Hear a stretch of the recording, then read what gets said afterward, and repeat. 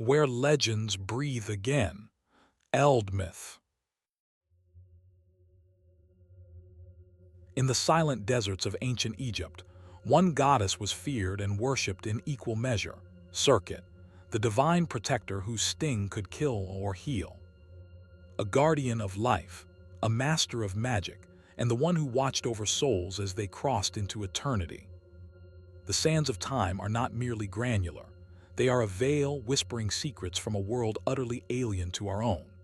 Before the rise of Athens, before the foundation of Rome, the sun-drenched banks of the Nile nurtured a civilization whose understanding of reality was woven from magic, medicine, and divine protection. In this realm, the line between healer and hunter, between poison and cure, was perilously thin. And at that very junction stood a goddess, a sovereign of terrifying grace. Her name was Serket, Selket, or Serket, she who causes the throat to breathe. She is the ancient Egyptian goddess of protection, magic, healing, and the untamed creatures that scuttle and sting. To the modern mind, she is a paradox, a scorpion deity who does not bring death but safeguards against it. For the next 25 minutes, we descend into the golden, dust-mote-filled halls of forgotten temples, into the cool darkness of royal tombs, and across the marshy, creature-rich domains of the Nile Delta. We will seek the essence of Serket. We will explore her origins in the primal swamp of creation, witness her pivotal role in the most profound myth of resurrection, decipher her symbols etched in stone and gold, and understand why, for the ancient Egyptians, the most potent protection often came in the form of a quiet, watchful, and deadly guardian. This is not merely a history lesson. It is an invocation, a piecing together of a divine mosaic whose fragments still gleam with potent, mysterious power. To comprehend Serket, we must first step into the mental landscape of ancient Egypt, a world perceived not as inert matter, but as a living, breathing entity pulsating with Heka, the fundamental force of magic and creation. In this cosmology, the divine was intimate and immanent, manifest in the river's flood, the sun's journey, and in every creature, no matter how small or fearsome. The scorpion, a creature of the arid lands bordering the fertile Nile black soil, was a natural resident of this symbolic universe. It was an animal of lethal duality. Its sting could bring agonizing death, yet understood correctly, its venom might also hold the key to antidotes. From this potent natural observation, the figure of Serket coalesced. Her earliest appearances are not in grand state temples, but in the intimate, vital context of healing and protection. On small ivory wands from the Middle Kingdom, used to magically safeguard mothers and newborns, we find her name. On amulets and stelae, she is invoked against poison and demonic forces. She is a folk deity who ascended to the national pantheon precisely because her power was so personal, so desperately needed. She is the embodiment of the principle that true protection requires knowledge of the threat. One cannot ward off the poison without understanding the creature that delivers it. Thus, Serket stands as the mistress of liminal spaces, the boundary between desert and field, between illness and health, between life and the immediate peril of death. Serket's visual identity is a masterclass in symbolic compression. She is most consistently depicted in one of two powerful forms. The first is the therianthropic, or animal-human hybrid, form, a serene, often majestic woman with a full-bodied, potent scorpion resting upon her head. The scorpion is not a helmet, but a living entity, its tail curving forward over her brow as if in a perpetual state of alert guardianship. This image communicates that her power is active, intelligent, and ready to strike against any threat. In her fully anthropomorphic form, she appears as a beautiful woman, sometimes nursing a young scorpion at her breast, a profound image of nurturing the very source of danger, transforming it into a force of protection. Her attributes are simple yet profound. She often holds one or more Ankh signs, the symbol of life, directly linking her to the preservation of vitality. In other depictions, she holds scepters, denoting power and dominion. Unlike war gods who wield swords, Serket's weapons are her knowledge and her sacred creature. She is also intimately associated with the Neb basket, a hieroglyph meaning all or Lord. emphasizing her universal protective scope. To see her image was to receive a silent, potent spell. Life is guarded here by a power that understands the sting of death and has chosen to defy it on your behalf. The true measure of a deity's importance in ancient Egypt is often found not in public temples, but in the sealed, silent depths prepared for the afterlife. And here, Serket's role is absolutely foundational. She is one of the four powerful goddesses known as the Four Daughters of Horus, or the protectors of the canopic jars, the vessels that held the internal organs of the deceased, essential for resurrection in the next world. Serket's specific charge was the intestines. But her duty was far greater than mere guardianship of a jar. She, along with Isis, Nephthys, and Neith, was one of the primary protectors of the sarcophagus itself. Her scorpion form was invoked to guard the body from decay, from demonic snakes, and from any spiritual poison that might hinder the perilous journey through the Jewet, the underworld. In the iconic scenes of the weighing of the heart from the Book of the Dead, she is often present, a watchful, silent witness to this ultimate moral audit. Her presence assures the deceased that just as she can neutralize physical venom, she can also counteract the spiritual toxins of guilt and wrongdoing. She is a psychopomp, a guide who uses her knowledge of deadly things to safely usher the soul past them. To be under Serket's protection was to have a guardian who had walked the darkest paths and knew all their dangers by name. Yet to confine Serket to the tomb is to misunderstand her vibrant, living power.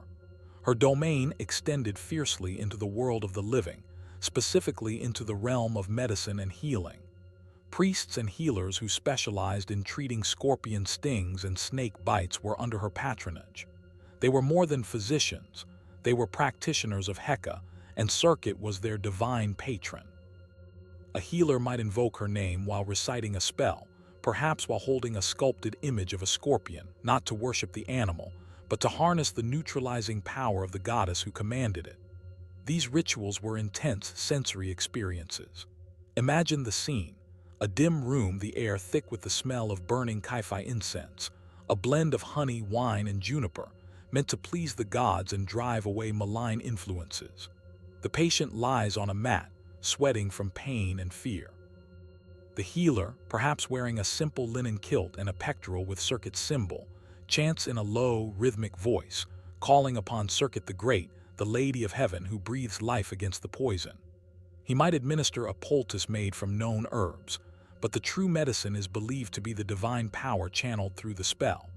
In this moment, science and magic, faith and pharmacology are indistinguishable strands of a single lifeline, thrown by the goddess who causes the throat to breathe. Now we arrive at the heart of Egyptian mythology, the Osiris cycle, where Serket plays a decisive and dramatic role. The story is one of murder, betrayal, and the desperate quest for resurrection. The god-king Osiris is murdered by his brother Seth, who dismembers his body and scatters the 14 pieces across the length of Egypt. His wife, Isis, aided by her sister Nephthys, embarks on a harrowing journey to find every fragment. But finding the pieces is only the first step. The body must be reassembled, protected from further decay, and magically revived. This is where Serket, along with Neith, enters the narrative as a divine master of preservation and protection. As a goddess who guards the deceased and understands the life-giving force within dangerous creatures, her magic is essential. In some versions of the myth, it is Serket who provides the potent incantations and protective amulets that shield the reassembling body of Osiris from the chaotic forces of Seth. She is the divine embalmer, using her knowledge not of spices, but of the magical boundaries between dissolution and wholeness. Her scorpions are said to stand guard around the hidden places where Isis works her mourning magic, their lethal stings turned outward against any intruding evil. Serket's role here is not in the spotlight, but in the sacred, shadowy background where the actual work of saving a god, and by extension, defining the hope of resurrection for all humanity, takes place. The protection of Serket reaches its most famous and tangible apex in the tomb of the boy king, Tutankhamun. When Howard Carter first peered into the burial chamber in 1922, he saw not just gold, but a universe of symbolic protection. and standing vigil at the head of the great golden shrine that housed the king's sarcophagus was a magnificent gilded statue of Serket. She, along with statues of Isis, Nephthys, and Neith, each faced a cardinal direction, creating an impenetrable fortress of divine feminine power around the king's remains. Serket's statue, over 6 feet tall, depicted her in her classic form, a graceful woman with arms slightly extended in a protective gesture, the iconic scorpion proudly upon her head. For over 3,000 years, she stood in the silent, black, airless chamber, her purpose unwavering, to neutralize any poison, whether physical or spiritual, that might seek to desecrate the king's journey. She was the final sentinel before the innermost coffin. The sheer artistry of the statue, the delicate gilding, the inlaid eyes, the serene yet alert expression, speaks volumes. This was not a generic guardian. This was a specific, powerful invocation of Serket's unique domain. The modern world discovered her not through texts alone, but through her eternal, watchful presence in the most famous archaeological find in history. Beyond the tombs of pharaohs, Serket's influence permeated the daily lives and anxieties of ordinary Egyptians. She was the goddess you called upon when traveling through the harsh, scorpion-rich desert regions. Caravans would carry small amulets bearing her image. She was invoked by women in childbirth, a dangerous liminal state akin to passing between worlds, where protection from invisible poisons and malevolent spirits was crucial. In this aspect, she sometimes synergized with other goddesses like Taweret or Bes, but her specific power was the neutralizing of hidden, creeping threats. Imagine a farmer working at the edge of the irrigated field, where the fertile black soil met the encroaching red sand. He might whisper a quick prayer to Serket before reaching into the irrigation ditch, asking her to keep the hidden creatures at bay. Or picture a mother tying a simple cord with a clay scorpion charm around her child's wrist, not as a symbol of death, but as a plea for the goddess's vigilant care. This is the essence of folk religion, practical, immediate, and deeply woven into the fabric of everyday fear and hope. Serket was both a national, cosmic protector in grand myths and a personal, intimate shield against the very real, small dangers that lurked at the threshold of every home and every life. As we transition from the ancient world to our modern imagination, Serket's legacy undergoes a fascinating metamorphosis. She never attained the widespread recognition of Isis or Anubis in later Western culture, but her essence persists.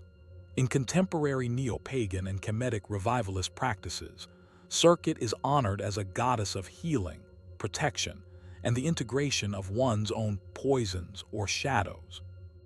Modern practitioners might meditate on her image to seek resilience, to find antidotes to metaphorical toxins in their lives, or to guard their spiritual boundaries. In popular fiction, from video games to fantasy novels, deities with scorpion attributes often echo her complex nature, protectors who are also deadly, healers who understand venom. She appears in graphic novels like The Sandman and in the pantheon of modern mythopoeic works. Furthermore, her symbolic resonance finds new life in ecological awareness. She becomes a representation of respecting and understanding feared creatures like scorpions and spiders, recognizing their crucial role in the ecosystem, a divine patron for the maligned and misunderstood.